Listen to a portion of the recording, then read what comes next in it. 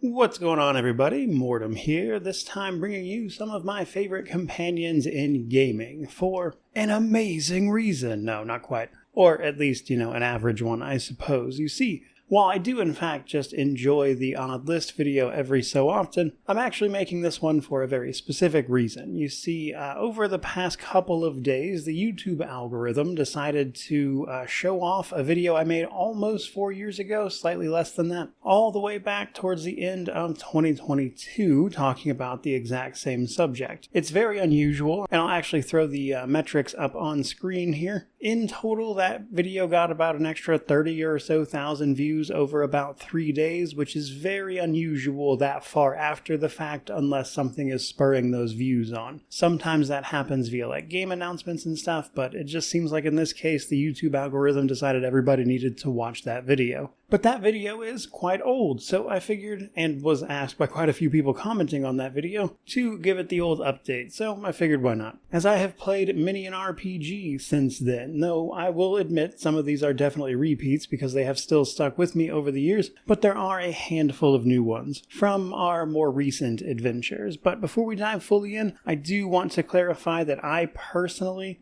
was trying to keep this to one companion per franchise, just for the sake of keeping this semi-interesting. Pretty much in every franchise we're going to talk about here, there are great companions that I like beyond these, but outside of one exception, I just don't find that to make for a particularly interesting video. And then the other part is that, again, for me personally, they do have to actually be companions. Like, for instance, Triss and Yennefer in The Witcher 3. I wouldn't really consider them companions, more so than just characters in the story. I would consider Roach a companion more than those two, as Roach is actually with you for most of the game.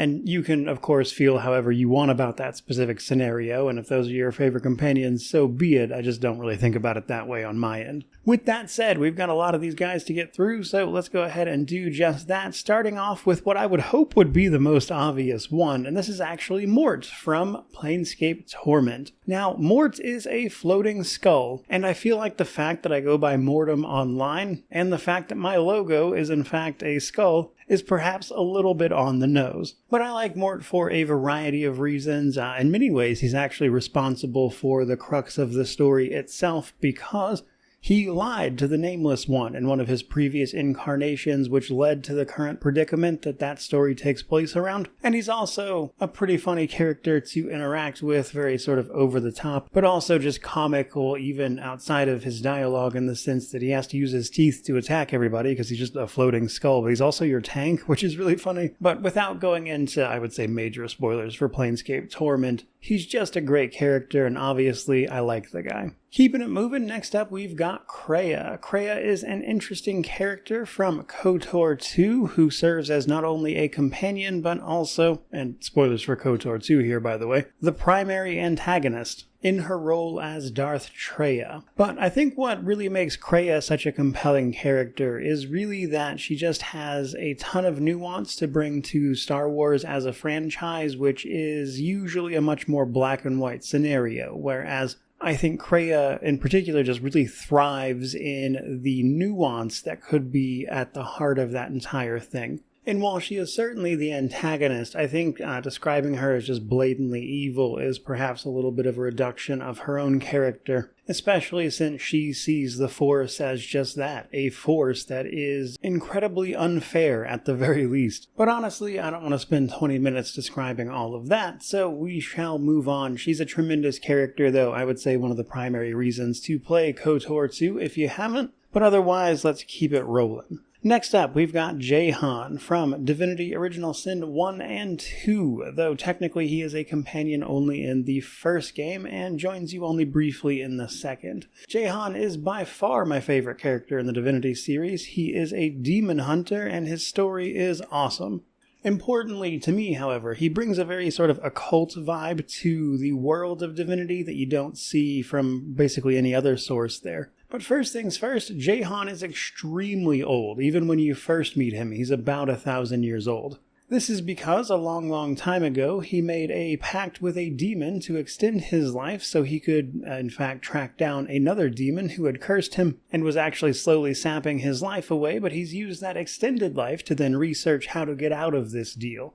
And his companion quest in the first game is exactly that, figuring out how to get out of it. Which he does, successfully, which effectively makes him immortal, seemingly with some amount of limits on it, but for the most part, functionally, he's going to live forever. This is why he shows up 1,200 years after that in Divinity Original Sin 2, where he is well over 2,000 years old. And here he has taken to hunting down demons and plays a pretty big part in the origin story of Lae'zel there. And in fact, I liked this guy so much that if you're unaware, my sign-off, May You Wander in Wisdom, is in fact from Jahan himself, which made a little more sense back when the channel was purely a Divinity lore channel, but it just kind of stuck around anyway. And I sincerely hope he shows up in the next Divinity game that they are working on, since theoretically he should be able to. And since that game is almost certainly going to revolve around hunting some demons down, I think it would make a lot of thematic sense for him to be there as well. But mostly he's just a really cool and yet mysterious character that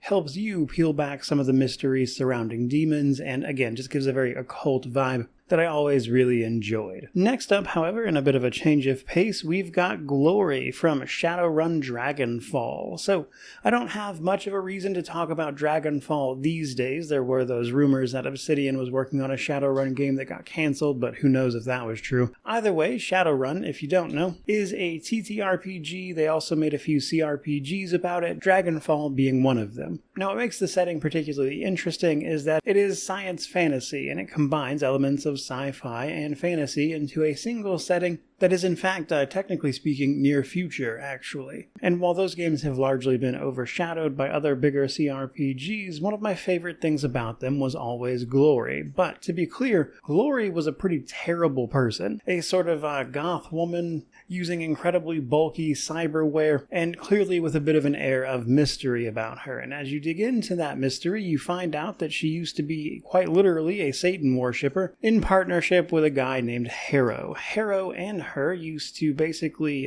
entice street orphans and get them to help with worshipping the devil, actually. And when they stepped out of line, she would torture and potentially even kill these kids, and it went pretty far. Up until the point she eventually winds up killing her own mother, which breaks the sort of spell Harrow had over her, and she suddenly became aware of the many terrible things that she's been up to in their entirety, and so she ran away. But the thing is, she made a deal with the devil, which is not so easily undone.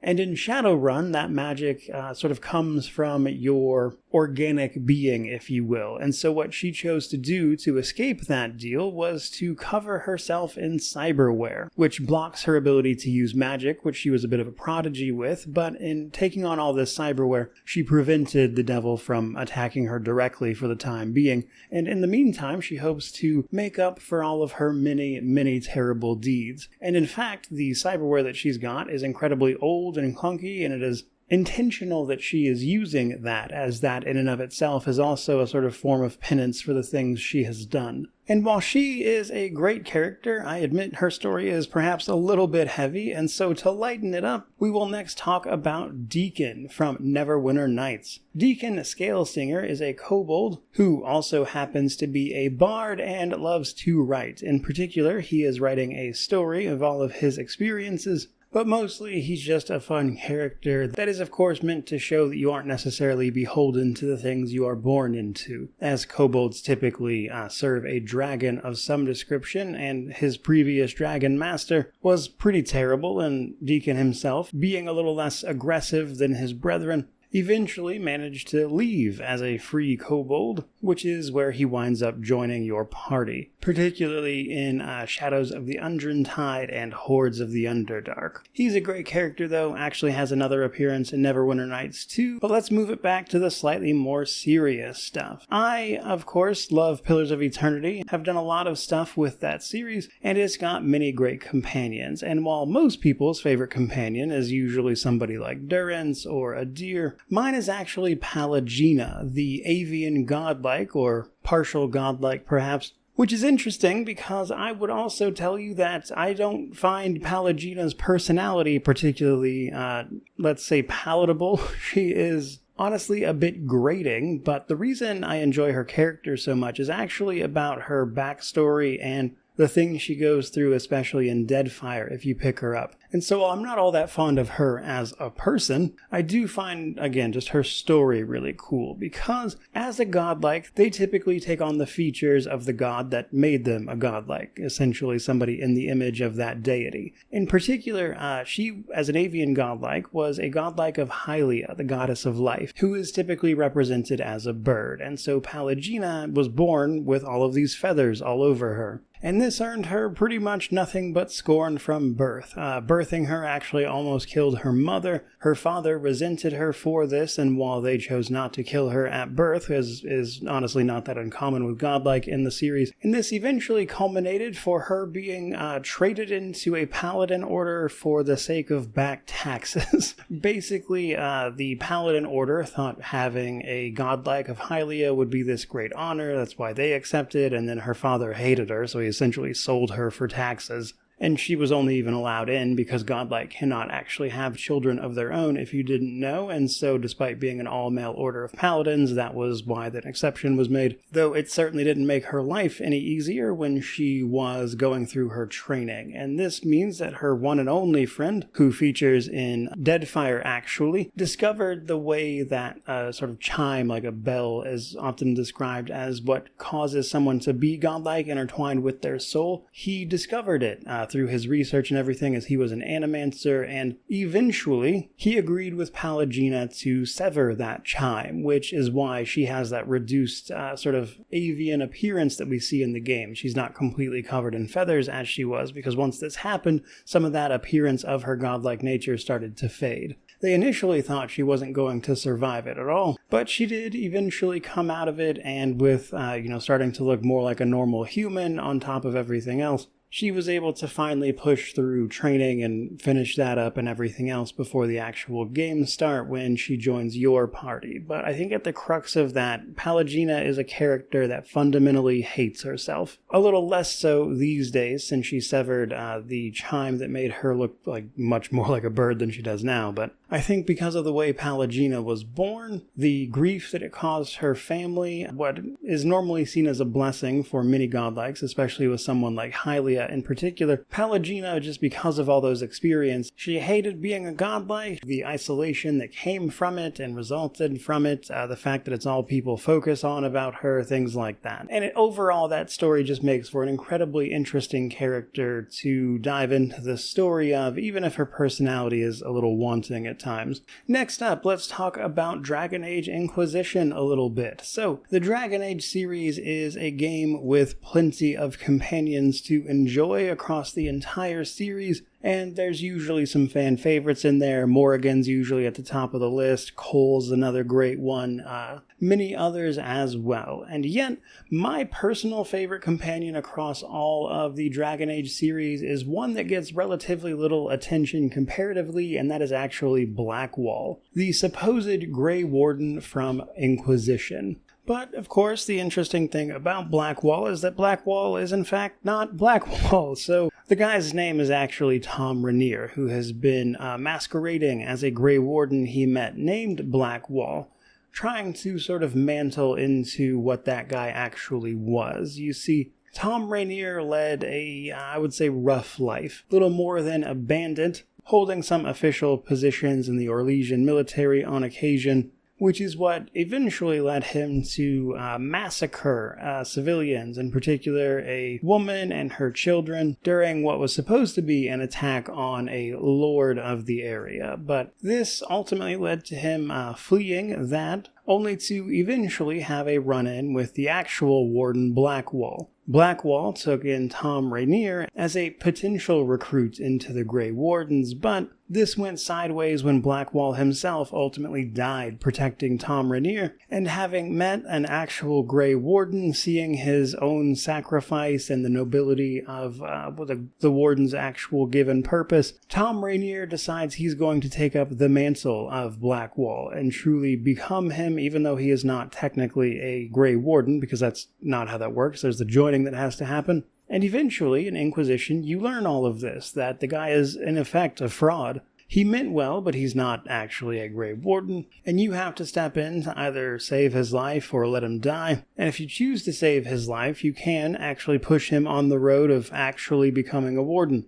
But ultimately, I like Blackwall simply because he is trying, albeit not exactly successfully all the time, to be the better person, to live up to the ideals of a society, if you will, like the Grey Wardens, and in so doing may well actually earn some of the redemption he is clearly after. A complicated character that I think deserves more recognition than he got, in my opinion at least, but just to keep it moving, we do have our one exception this time with another character of the Divinity franchise. So this one being Sebille from Divinity Original Sin 2, of course, one of the potential origin characters there. Sebille is a fascinating character because she has been a slave in some form or another her entire life. A slave in a gilded cage at the beginning, an actual slave a little later on, only to discover that she is in fact God-woken, as part of the story of Original Sin 2, of course. But that's only part of the story, because really Sebille is the prime scion, the elven scion, who is meant to take the place of the Mother Tree being the dominant force within elven society. But even that, if she chooses to do it as part of her story, taking over for the Mother Tree herself would really just be another form of slavery to her race, the elves. And so in that way, I think what I really like about Sebille and her storyline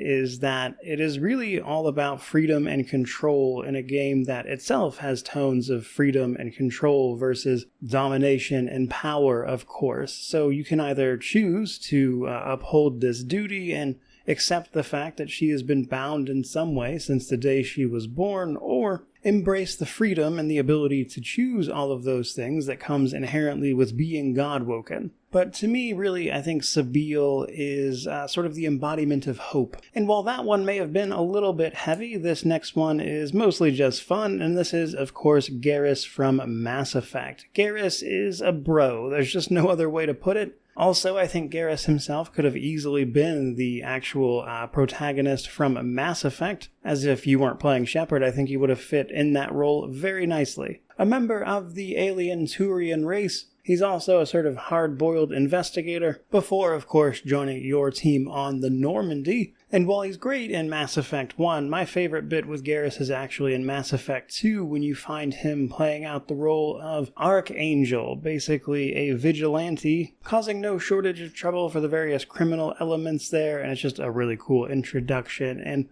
all along the way of the space opera that is ultimately Mass Effect, Garrus is a steadfast companion. He's a really cool guy to talk to. If you're playing FemShep, maybe even a romantic interest. But personally, I think he is at his best when he's just your best friend as part of that entire series, which I think if you've got the entire sort of known galaxy resting on your shoulders the way Shepard does, having somebody to share a little bit of that weight in a non-romantic way even can go a really long way. So in that way, I think Garrus is just a great character, which I'm hardly alone on. Very popular choice, that one. Next up, before we start getting to some of the truly new ones as far as this list is concerned, we have Balthier from Final Fantasy XII. Balthier is in fact the leading man, you may be saying to yourself, as he says it himself all the time throughout the game, and he's certainly the most interesting character in Final Fantasy XII, I think, and yet I am afraid that in actuality he is in fact just a companion character, a member of your party, as it were. But I honestly love this guy. So,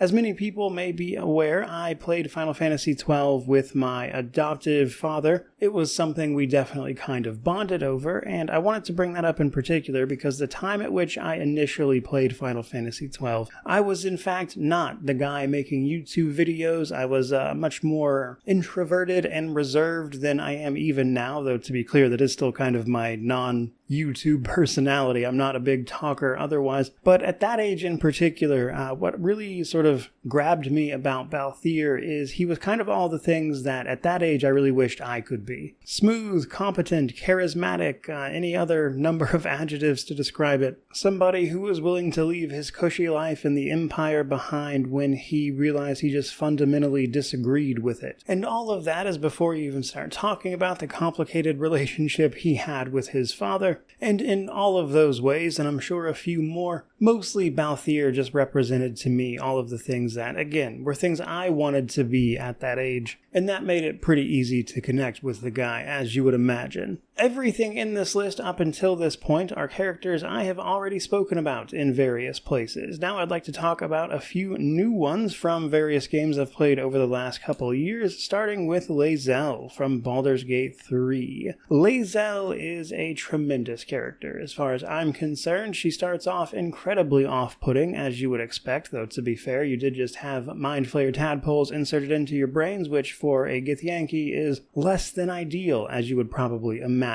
Nonetheless, though, an integral part of her story in that she is someone who was brought up in the culture of the Githyanki, as you would expect, and that is a brutal one, to say the very least, and she's had to fight tooth and nail just to survive all this way, only for this to happen, and that inadvertently puts her in the path of the player character, and depending on your choices, you might wildly change the trajectory of her life, because if you take the time to actually get to know Lae'zel, she has, I think, the best character arc of all of the companions in that game, and it's not even close. I like Astarion if you play him as an origin character, but not so much otherwise. I know he's a fan favorite, but for me, Lae'zel is really the way to go, because I think a lot of her story is about trying to take control over her circumstances, which is what she's kind of been taught to do, not to be idle, but rather, step in and take charge of these things, only to realize that the people that she needs to take control of these things from are actually the people that raised her to begin with, who don't have her best interests in mind, to say the very least. Although, depending on how you play it, of course, she may well wind up not doing that, but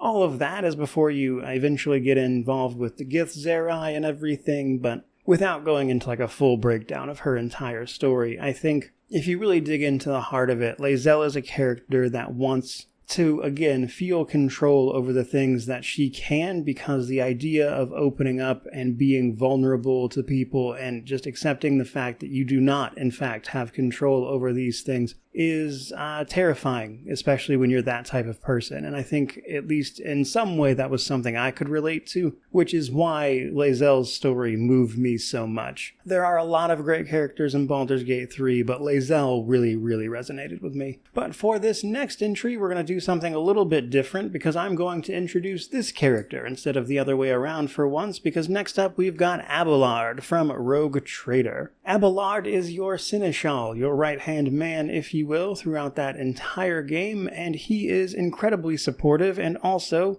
does a fantastic job of announcing your presence in the most ridiculous of situations, which makes for a really great laugh pretty much all the time. But I think Abelard is such a great character for a variety of reasons, not least of which because there is a little bit of friction via his personal quest about you two kind of getting on the same page after Theodora passes. But once you get through that little spat, he's pretty much always got your back in every situation. He lives to serve the Rogue Trader dynasty and is incredibly loyal, even with your much less than, I would say, good ideas at many opportunities. But no, Abelard's a tremendous character, just again, because of the way he is written. And that's before you even start talking about how great he is in combat, but just an enjoyable guy to have around for sure. Next up, we've got a character from Wrath of the Righteous, which I could not believe I did not include in that original video. I'm not sure how I missed that one, but as many people are aware, my favorite companion from Wrath of the Righteous is in fact Ember, as I find her story very, very interesting, if maybe a little on the silly side at times. Ember is simply a character that sees the good in everybody in the most ridiculous situations, even somebody like Nocticula, which inadvertently leads to the canon ending for Nocticula. It also helps that she is incredibly useful in combat, being a bit of a blaster caster and also more than capable of doing a fair bit of healing for you. And I think in many ways she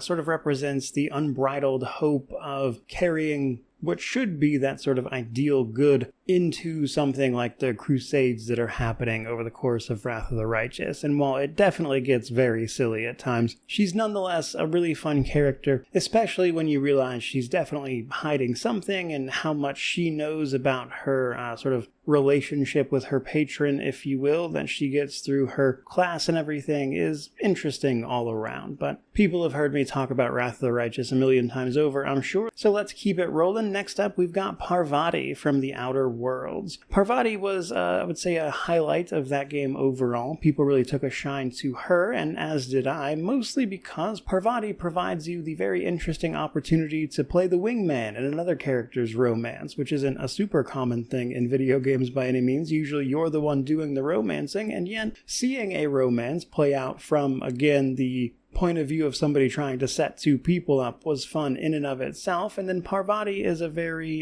genuine soul, let's say. And more than anything, I think her characterization, I guess you'd just call it cute, to be honest. And seeing somebody potentially find happiness in a corporate hellscape is unfortunately something a lot of us can, in fact, relate to wanting to see, I guess. So there's that at least. Keeping it with Obsidian, the last one on our list, and these have been in no particular order if I didn't mention that, by the way. Next up, we've got Kai. Kai is, of course, I would say like the main companion from Avowed, in fact, which is probably no surprise then that he is certainly the most fleshed out as a character. And while there is not, technically speaking, romance in Avowed itself, if you play your cards right and choose a bunch of options, it's possible to start a romance with Kai after the game ends. Like, that would be like the epilogue slide, so to speak. Along that journey, regardless of whether or not you want to do that, I think one of the cool things you learn about Kai is that what he's doing in the Living Lands is basically running from his problems. His desertion from the Rowatayan campaign and the Deadfire, actually, and as part of Pillars 2, though we don't actually meet him there, but everything he sees there leads to him deserting and coming to the Living Lands, and he has a lot of conflicted feelings about how all of that played out and the people he feels he let down over the years,